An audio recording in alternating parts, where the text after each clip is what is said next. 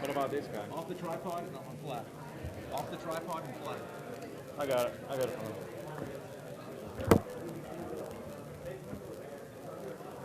You know what? I'm gonna go get a different microphone. Okay. This is the one that picks up better. This one's gonna be kind of.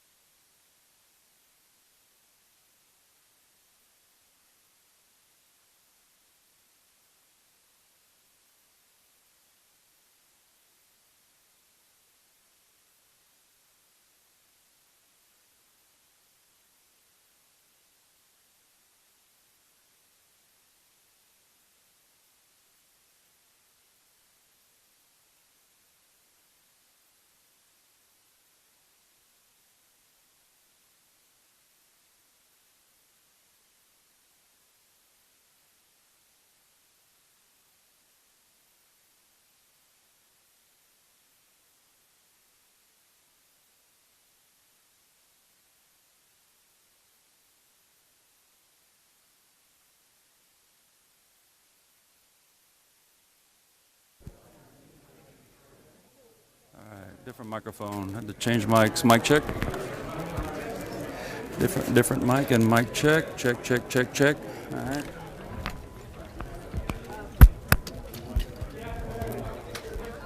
Excuse me. There you go. You got your little mic stand back?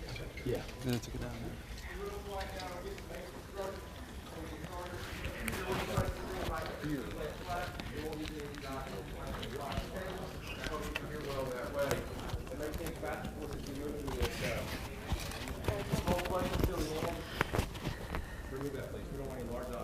So again, no large objects. If you have the large mic, you're just going to lay it up here flat. Remove the tripods. Any questions before we start? Pretty quickly, in the next few minutes. All right, thank you. Yes.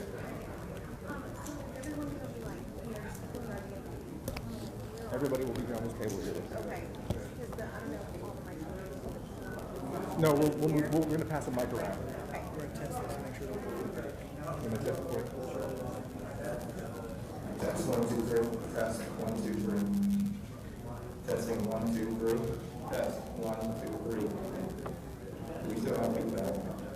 Where was the, excuse me, sir? Are we good in the back? My mic was on the. Raise somebody, raise the mic. Is this your mic right here? Nope, it's not my mic. Please lay that one flat.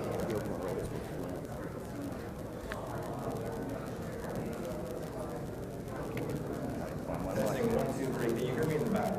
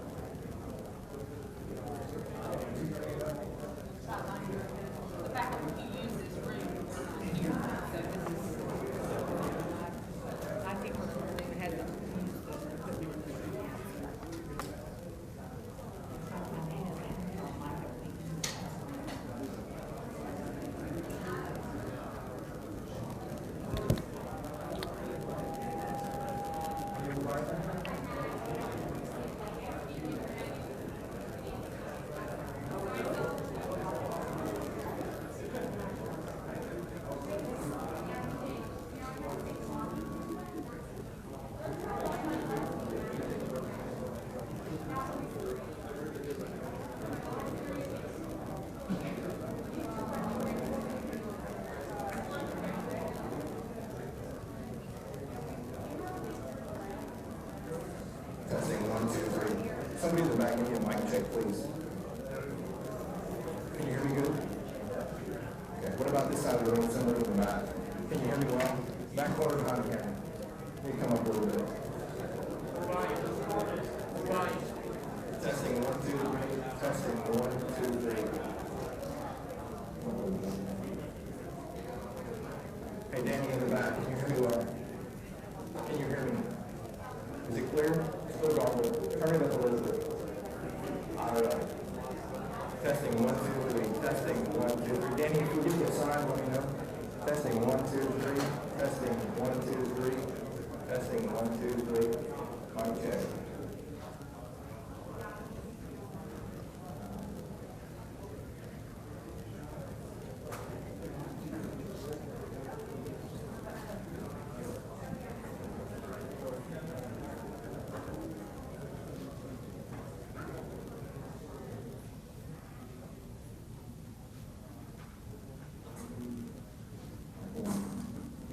1, 2, 3.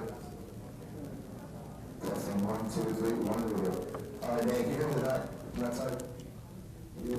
Somebody on this side, if you give me a mic check, came right back. Blue shirt. Testing 1, 2, 3.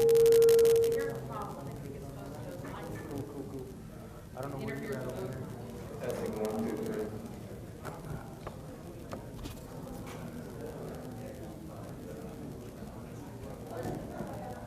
Testing 1, 2, 3. Mic check. Testing 1, 2, 3. Turn it down a little bit.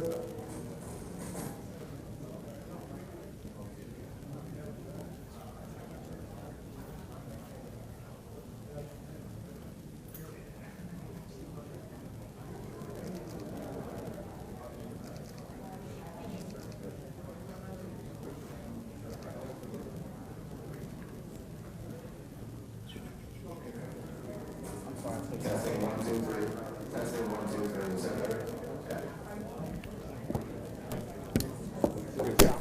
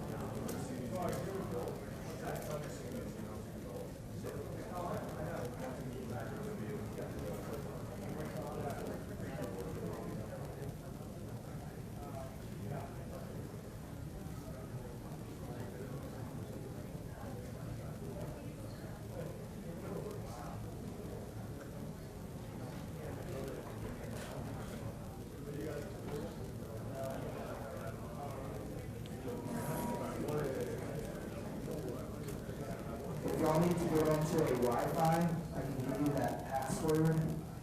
I'll give you just a second to get it up. You're going to connect to UTPB guest. UTPB guest.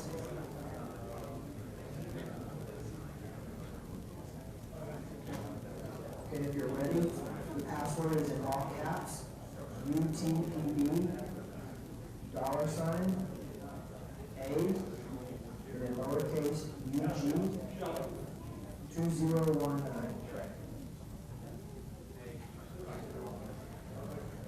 Everybody need that one more time? Okay, the password is in all caps.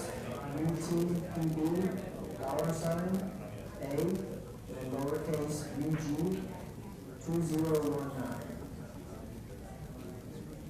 Anybody else need password? Good. One more time. Okay, capital UTPB, $, capital A, then lowercase UG 2019.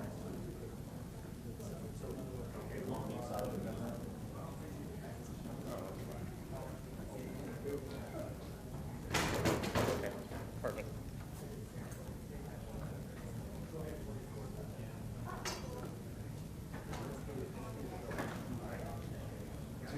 Hey, hey, 2, 2.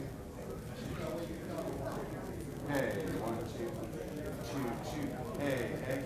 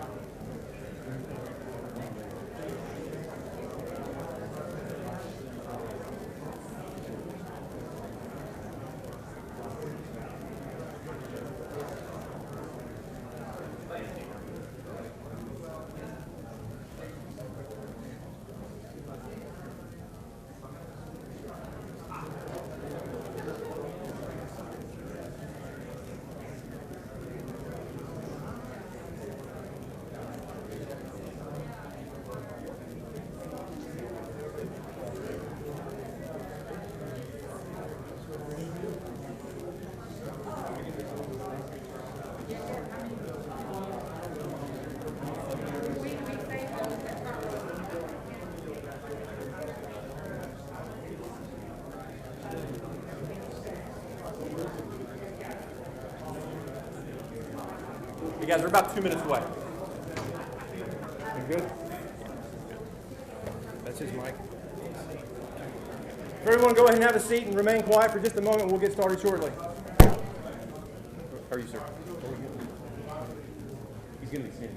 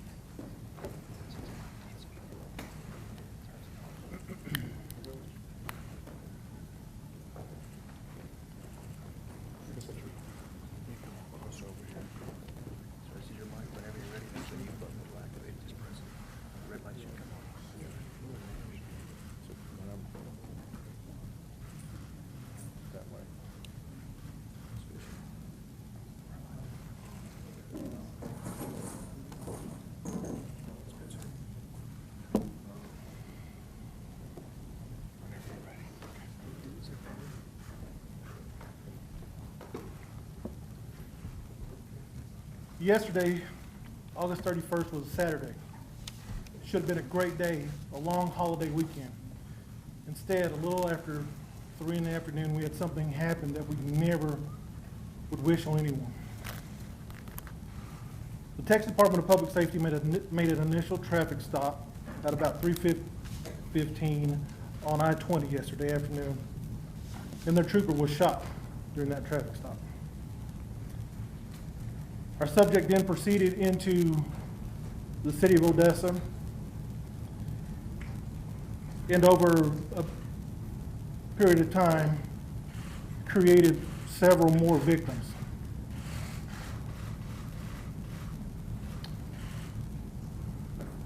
Initially, it was thought that there may have been multiple shooters, and that is because at some point this subject changed vehicle. We are now confident that there was just the one actor.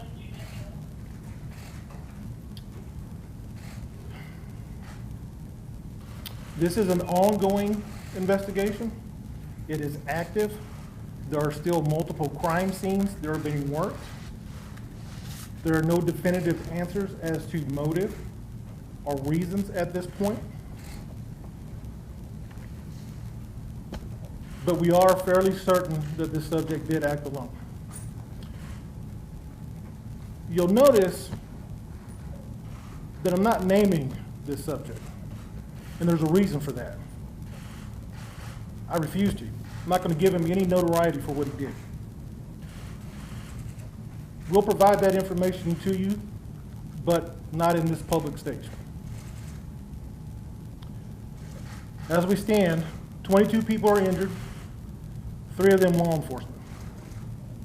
Very, very sadly, 7 people have been killed. 7 of our citizens. Those 7 victims have ranged in ages from 15 years to 57. Very sincerely, I say to those families, I offer my apologies and my condolences. My heart aches for all of you. I ask the city of Odessa, the state of Texas, and the nation to please lift up your hearts and send us your prayers. I thank everyone who has already done that. There has been a tremendous outpouring.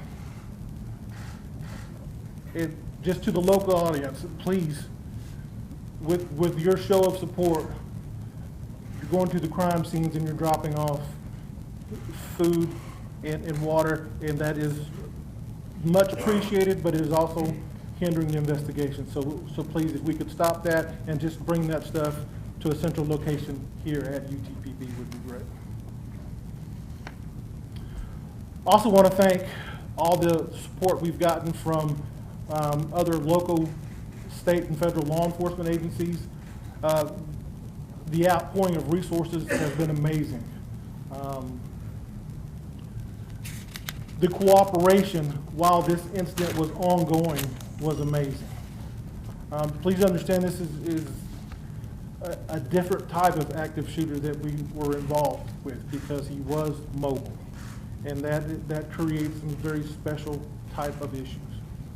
So my thanks go out to our brothers and sisters in Midland with the Ector County Sheriff's Office and the Midland County Sheriff's Office and the University of Texas Police Department and Ector County Independent School District Police Department. And I could sit here all day and name those agencies, those local agencies and state agencies that helped out, and my heart is just filled with gratitude to each and every one of those professionals. So, to close out, I would invite everyone, the community, to join us here this evening at UTPB for our prayer vigil, which will start at 7 p.m. Thank you. Well, Chief, thank you. Thank you. We're proud of you.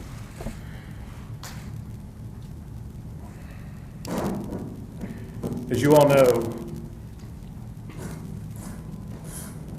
the lives of the people of Odessa and the entire Permian Basin region have been shattered over the past 24 hours.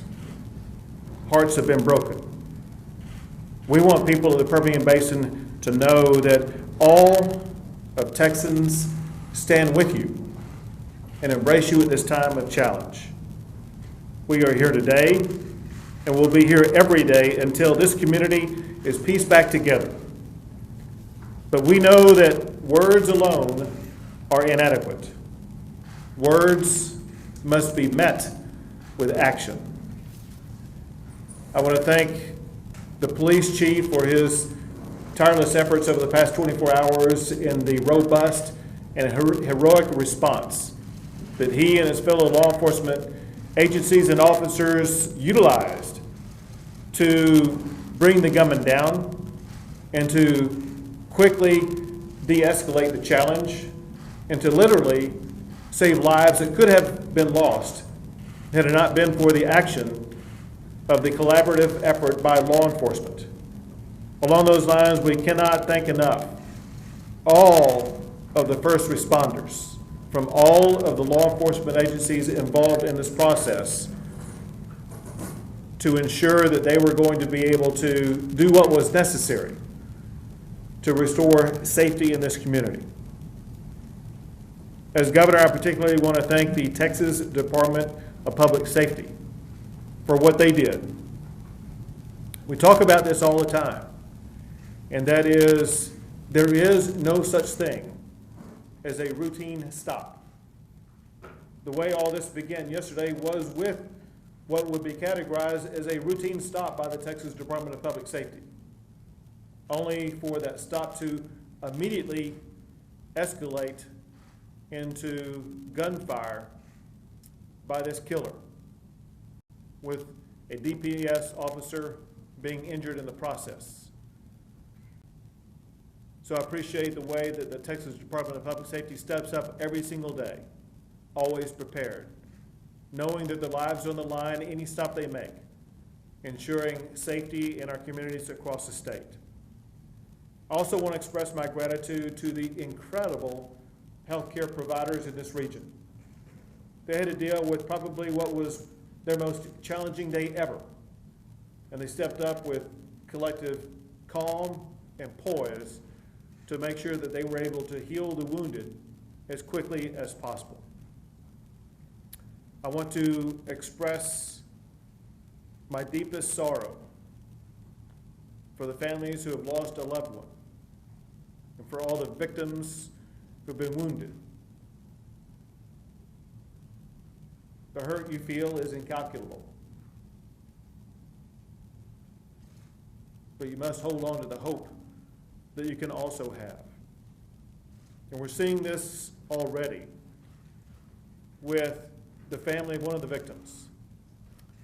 Some of you know that one of the victims is a 17-month-old child. And moments before coming in here, I received a text from the mother of this 17-month-old. I want to read you the text of what this mother wrote. She said, quote, "Thank you all for praying. This is all of our worst nightmare. But thank God she's alive and relatively well." She goes on to say that toddlers are funny because they can get shot but still want to run around and play. She says that we are thanking God for that. Her mouth is pretty bad, but will heal and can be fixed. Thankfully, it doesn't seem like her jaw was hit, just lip, teeth, and tongue. She is having surgery tomorrow to remove the shrapnel from her chest and to fix her lip and mouth and to get a better look at her tongue. We are thanking God for healing her and appreciate continued prayers.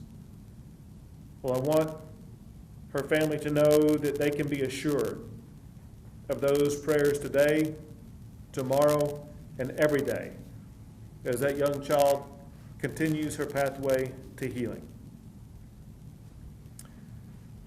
Let me say this. I have been to too many of these events. As governor, the first one I went to was after the shooting in downtown Dallas that killed police officers as well as others. Then there was Sutherland Springs, where 26 people were killed. Then there was Santa Fe High School, where 10 people were killed. And then less than a month ago, there was a shooting in El Paso. Well, I'm heartbroken by the crying of the people of the state of Texas. I'm tired of the dying of the people of the state of Texas. Too many Texans are in mourning. Too many Texans have lost their lives. The status quo in Texas is unacceptable, and action is needed. After the shooting at Santa Fe High School, I signed more than 15 laws to make our schools safer from shooting attacks. In the immediate aftermath of the shooting in El Paso, I've worked with the Lieutenant Governor and the Speaker as well as legislators. I've also worked with the victims as well as advocacy groups. We have been working on drafting solutions that can be taken by legislators as well as solutions that can be taken by the governor and the executive branch in Texas. Solutions that address racist hate attacks like what happened in El Paso. Solutions that will address keeping our community safer. Now, in the aftermath of this shooting and the unique aspects of this shooting, we must broaden our efforts to address the tragedy that has befallen Odessa, and we must do so quickly. We need solutions that will keep guns out of the hands of criminals like the killer here in Odessa, while also ensuring that we safeguard Second Amendment rights. And we must do it fast. Most of all, in the aftermath of what happened here in Odessa, we must replicate what we have seen in El Paso, Sutherland Springs, Santa Fe, and in Dallas. And that is, we must do what Texans do best. In times of tragedy, we unite. We come together. We support each other. We reinvigorate our community with the love that we have for one another. And knowing the Permian Basin the way that I do, I know that is exactly what's going to happen here in Odessa, in Midland, in the entire region. So thank you all as a community for what you will be doing to helping each other. And thank you to the heroic law enforcement officers and first responders for everything that you've already done.